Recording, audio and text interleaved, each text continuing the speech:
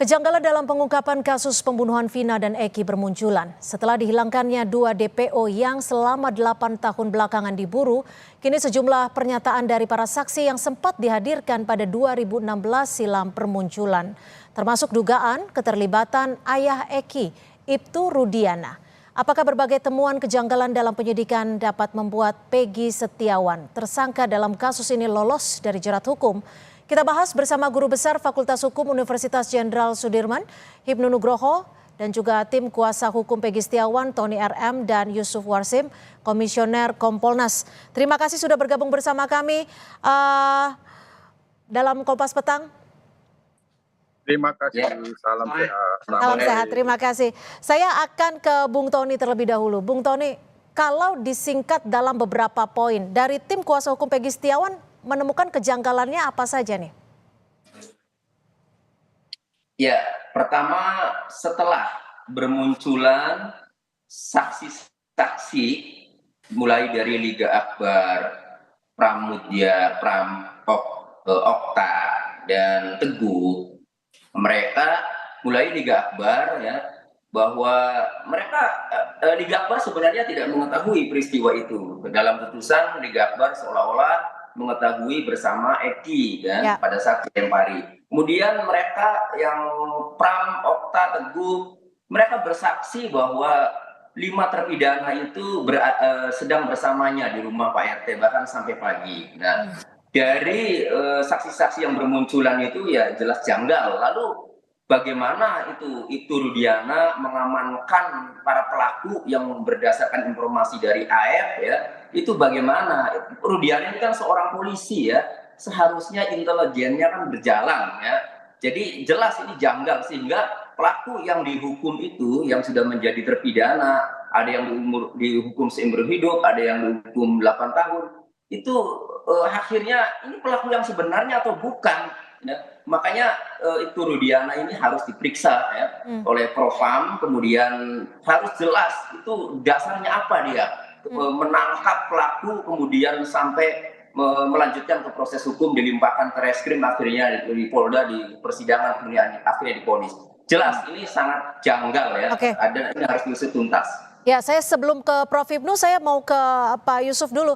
Ini kan Ibtu Rudiana sudah diperiksa Propam tapi belum dijelaskan secara gamblang kepada publik apa hasil pemeriksaannya. Hasilnya sebenarnya Kompolnas sudah terima belum?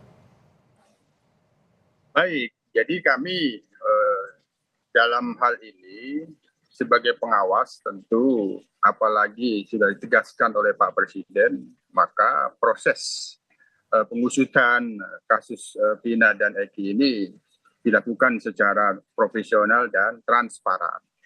Ada hal-hal yang itu terkait dengan materi yang itu dirahasiakan tentu itu masuk undang-undang keterbukaan informasi publik yang itu masuk kategori yang dikecualikan, tentu itu tidak bisa. Sepanjang itu dikehendaki oleh undang-undang itu bisa dibukakan sebagai wujud transparansi, tentu itu kita dorong.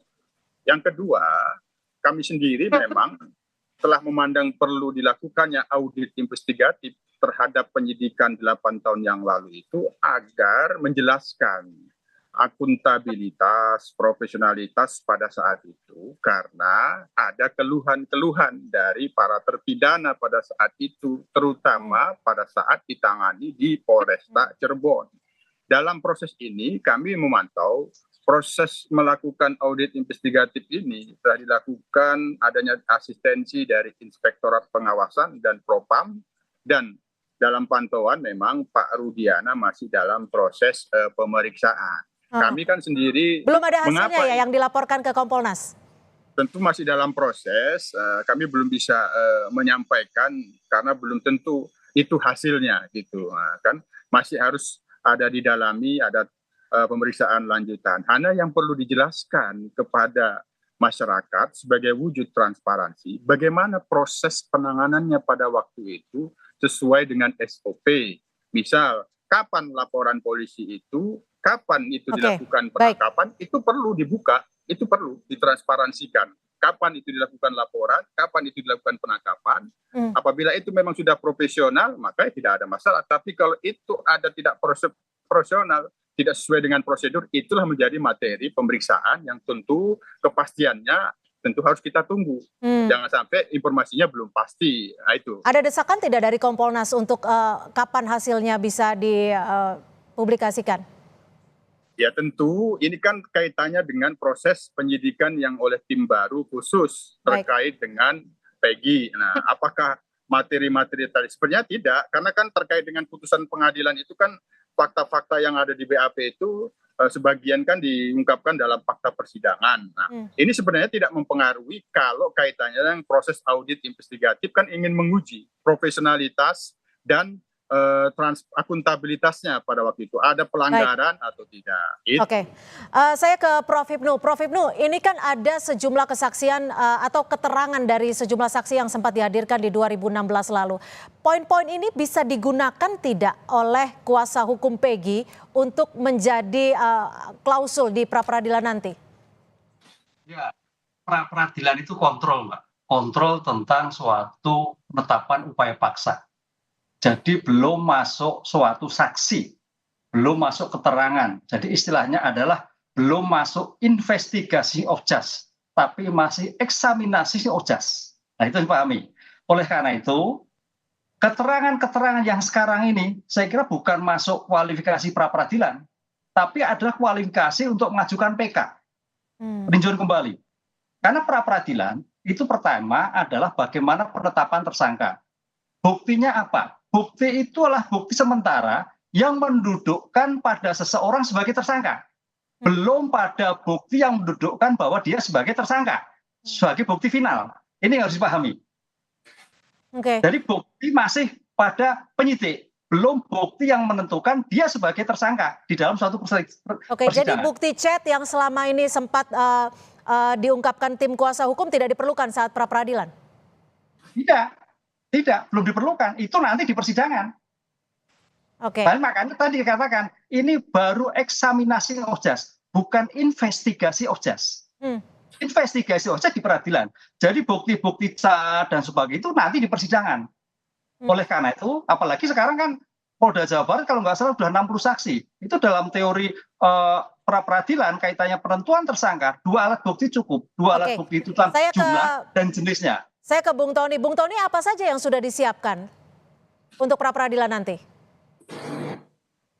Ya, jadi pra-peradilan ini kan mempersoalkan, mempertanyakan penyidik dalam menetapkan tersangka itu mempunyai alat bukti apa. Kan minimalnya 2 alat bukti. Makanya tersangka itu kan bisa seseorang bisa ditetapkan tersangka itu kan dengan dengan bukti permulaannya, yaitu dengan 2 alat bukti. Nah, kami ini mempersoalkan penyidik ini, ya, apa alat buktinya. Cuma kan dalam posita permohonan itu, kenapa kami mempersoalkan? Karena klien kami ini tidak bersalah, tidak terlibat.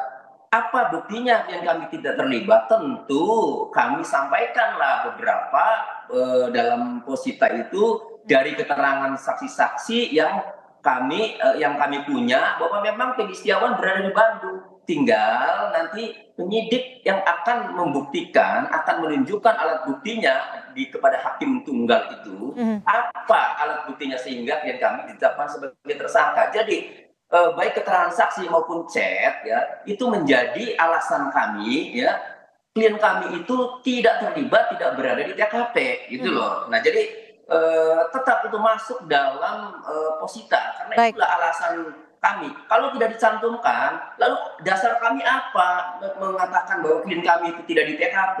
Tentu harus dibuktikan. Ada bukti-buktinya berupa keterangan saksi, ya, maupun chat-chat media sosial itu. Biarkan penyidiklah yang akan mendalilkan, menunjukkan alat buktinya apa sehingga klien kami ditetapkan sebagai tersangka itu. Ya, yang menjadi sorotan publik saat ini juga adalah pernyataan Liga Akbar terkait dengan peran Ibtu Rudiana, ayah dari Eki yang turut menjadi korban.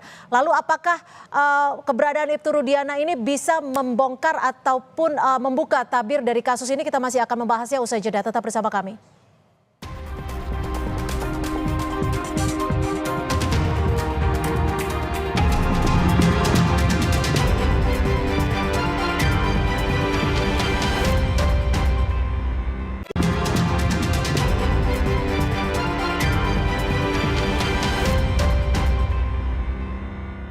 Lalu apa saja faktor yang bisa menguatkan atau justru melemahkan Peggy Setiawan dalam pra-peradilan? Kita masih akan membahasnya. Saya langsung ke Prof. Ibnu. Ini kan ada pemeriksaan Ibtu Rudiana, ayah Eki. Ada juga pernyataan saksi-saksi yang mencabut BAP-nya. Ini bisa digunakan tidak dalam pra-peradilan Peggy Setiawan? Apakah akan menguntungkan Peggy atau sebenarnya tidak perlu digunakan? Ya, kalau kita lihat suatu konteks pra-peradilan, Mbak. Jadi pra-peradilan itu Mahkamah Agung sudah membatasi, bukan masuk pokok perkara, tapi masih mengenai syarat formal. Kan itu loh. Oleh karena itu, kalau kita melihat pada saat pemeriksaan, dalam teori triangle pengungkapan suatu perkara, apakah pada satu pemeriksaan awal itu dilakukan dengan suatu pemeriksaan yang sah, pejabat yang sah, dokumen yang sah, kan gitu loh. Apakah sudah diadakan suatu rekonstruksi, kan itu. Karena rekonstruksi itu antara iya dan tidak. Kalau memang itu penyertaan, rekonstruksi wajib untuk menjelaskan keadaan siapa tersangka yang sebenarnya. Dengan demikian, bukti-bukti yang masih berjalan ketika itu dan bukti-bukti yang sudah diputuskan di persidangan, itu bukti dokumen yang kalau dalam penelitian anak-anak mahasiswa itu bukti-bukti normatif.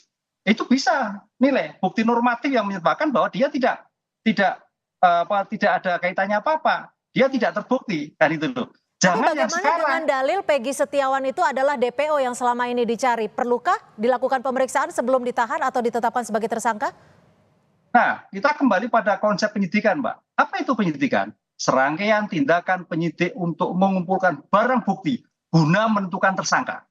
Sehingga ketika menentukan tersangka, pemeriksaan barang bukti A, B, C termasuk memeriksa saksi wajib diperiksa. Oleh karena itu, Peggy wajib diperiksa dulu sebagai saksi, bukan calon tersangka, sebagai saksi atas dugaan yang bersangkutan. Ini suatu konsep yang sudah diatur oleh KUHP dan tidak boleh terlewati. Kalau itu terlewati, pemeriksaan tidak dilakukan saksi dulu, berpotensi akan pra-peradilan menang. Gimana Bung Tony, waktu itu Peggy langsung ditangkap, ditetapkan sebagai tersangka atau sebelumnya sudah diperiksa terlebih dahulu? Ya, itu pasti ditetapkan sebagai tersangka karena dalam peraturan Kapolri itu yang namanya sudah ditetapkan DPO. Ingat ya, Polda Jawa Barat sebelum Peggy Setiawan ditangkap kan sudah menetapkan DPO. Sementara syarat untuk ditetapkan DPO itu harus tersangka. Jadi sebelum Peggy Setiawan diperiksa ditangkap sudah ditetapkan tersangka dulu, makanya dikeluarkan DPO. Nah, begitu ditangkap tanggal 21 Mei, ya, itu langsung keluar surat perintah penahanan besok dan langsung ditahan itu. Karena statusnya sudah tersangka saat ditangkap. Sehingga pemeriksaan Peggy Setiawan kapasitasnya sebagai saksi jelas belum dilakukan. Gimana Pak Yusuf, laporan ke Kompolnas saat penetapan Peggy sebagai tersangka seperti apa yang diterimanya? Kalau laporan khusus kan memang kami tidak menerima, kami kan meminta klarifikasi. Jadi kaitannya dengan penyidikan itu kan ada perkapnya ya. Polri tidak hanya langsung berdasarkan KUHP, ada perkap. Nah, misal penyidikan sendiri kan ditingkatkan dari penyelidikan ke penyidikan itu bisa sudah ada tersangkanya, bisa juga belum. Nah, itu. Jadi di perkap tentang penyidikan tindak pidana itu bisa ada tersangkanya, bisa belum. Nah, yang penting dia sudah ada unsur pidananya, dilidik itu hasil gelar perkara, ditingkatkan penyidikannya. Nah, kaitannya dengan DPO itu kan biasanya itu kaitannya dengan akan dilakukan pemeriksaan. Nah, apakah dia sebagai saksi, tidak ditemukan di tempat, kemungkinan dicari tidak ketemu, apakah itu saksi berdasarkan barang bukti yang ada akan ditetapkan sebagai tersangka, tentu itu bisa ya bisa tidak. Nah, ketika itu tidak bisa ditemukan, maka kemudian hasil penyidikan gelar perkara katakanlah itu menetapkan yang akan dipanggil itu sebagai tersangka. Ya. Nah, itu akan dipanggil tapi tidak ada sehingga diterbitkanlah daftar pencarian orang. Okay. Yang sebelumnya tentu tahapannya kan bisa dilakukan upaya paksa, penangkapan paksa. Oleh karenanya, kaitannya dengan penangkapan itu sendiri kan sebenarnya objek pra-peradilan. Apakah ini nanti bagian dari yang dipra-peradilkan oleh kuasa hukum Peggy, ya tentu ini dan sepenuhnya. Nah, Terus selanjutnya untuk penetapan tersangka Peggy sendiri kami lihat kemarin itu memang setelah ditetapkan DPO, kami tanyakan apa bukti permulaannya ketika akan melakukan penangkapan dan kemudian ditetapkan DPO pada tahun 2016. Memang secara pasti karena penyidik yang lalu itu tidak yakin dan gelap terkait dengan Peggy yang dimaksud pada saat ini, itu agak gelap kemarin kita klarifikasinya, sehingga klarifikasi agak gelap kami yang maksudnya gimana nih Pak Yusuf? Kan ada keraguan-raguan pada waktu penyidikan 8 tahun yang lalu. Ini kan sudah beda tim penyidiknya, maka kita tanyakan alat buktinya saja apa yang dijadikan minimal 2 alat bukti. Nah, kami sih kalau pra-peradilannya tentu tidak bisa saya memberikan pendapat, perlu pendapat hukum ahli pidana Prof. Ibnu. Kaitannya dengan pra-peradilan nanti, apakah itu ditetapkan yang akan diuji dalam pra-peradilan itu alat bukti yang ditetapkan pada waktu itu atau alat bukti tambahan yang ada pada saat ini. Nah, kami sebagai pengawas tentu menyarankan apabila 2 alat bukti yang dijadikan pada waktu itu dilakukan objek pra-peradilan, kami agak riskan. Jangan sampai ada disebut satu saksi bukan saksi. Itu masukan-masukan kami pada waktu itu, sehingga kami katakan ini kalau dilakukan pra-peradilan, penyidik harus jelas menunjukkan apakah ini. Tapi gini, tentu kita masih menunggu upaya ataupun proses hukum yang nanti akan berjalan di pra-peradilan. Tapi rekomendasi dari Kompolnas sendiri seperti apa jika nanti memang Peggy berhasil lolos dari pra-peradilan? Berhasil lolos maksudnya? Berhasil penetapan tersangkanya dianulir? Ya, tentu berhasil itu memenangkan pra-peradilan? Ya, kami tentu menyarankan sebagai pengawas demi hukum tentu kalau tidak ada lagi barang bukti yang bisa meneruskan penyidikannya, maka penyidikannya harus dihentikan. Tapi kan penyidik juga punya kewenangan untuk mencari barang bukti lain. Tentu itu nanti kita tetap akan mengawasi bagaimana proses selanjutnya. Bagi kami kualitas alat buktinya itu harus benar-benar teruji, itu yang paling utama. Baik, terima kasih Komisioner Kompolnas Pak Yusuf Warsim dan juga Prof. Ibnu serta Bung Tony RM tim kuasa hukum Peggy Setiawan sudah bergabung bersama kami di Kompas Petang. Selamat sore. Sore, Pak Tony. Selamat sore.